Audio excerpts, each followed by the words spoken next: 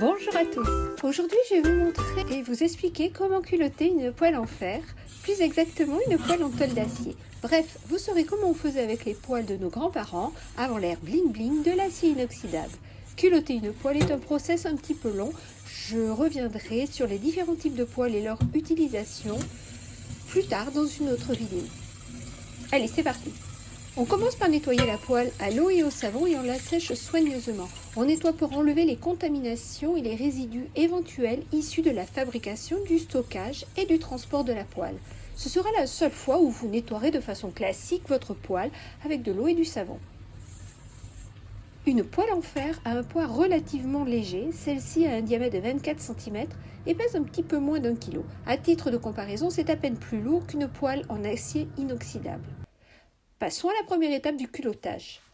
On va amener la poêle à température.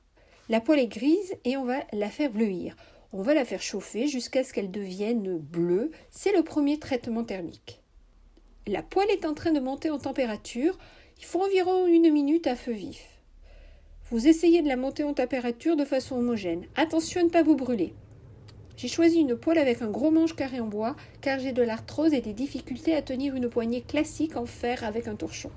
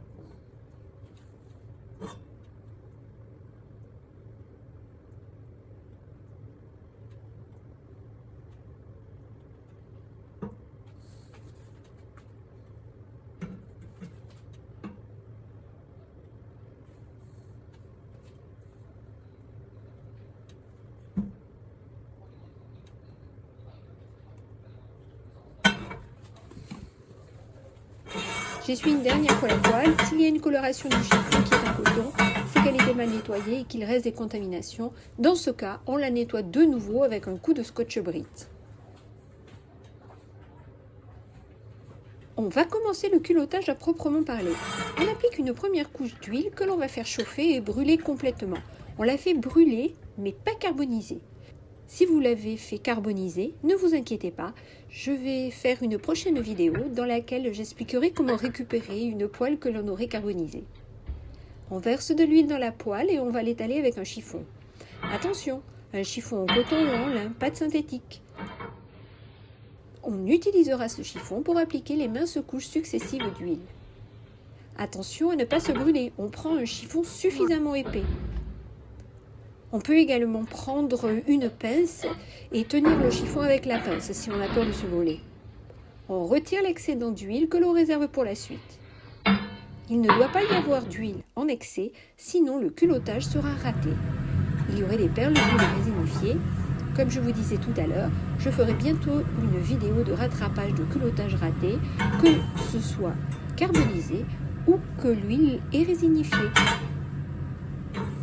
Le process de culottage est un petit peu long, mais il faut le faire soigneusement. On ne peut pas commencer à le faire à température très élevée.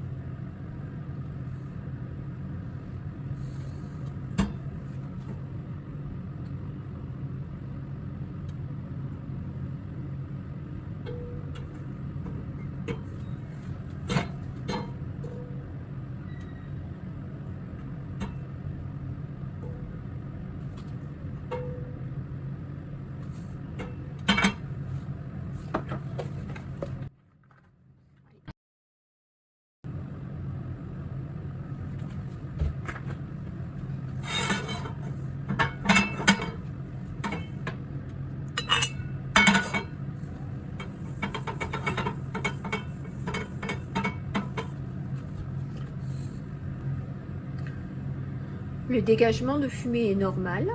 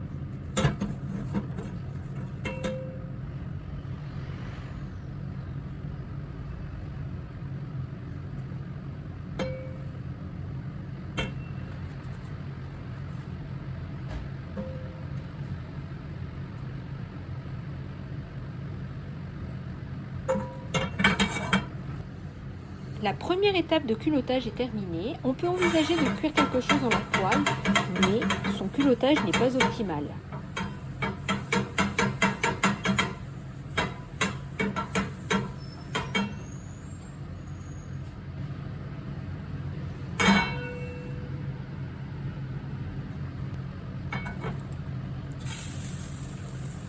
Pour la démonstration, j'ai fait un œuf au plat et j'utilise une cuillère à glace comme ustensile.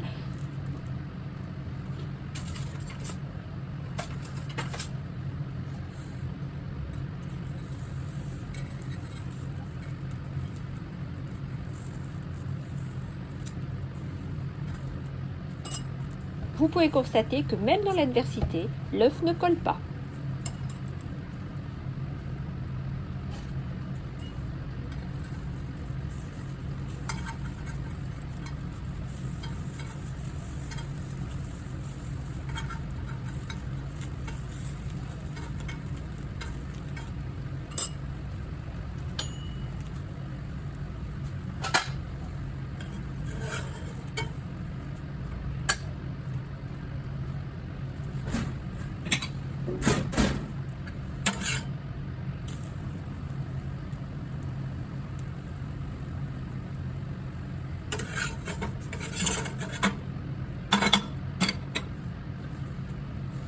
Après cuisson, on nettoie avec une brosse et un petit peu d'eau si nécessaire et on sèche la poêle soigneusement.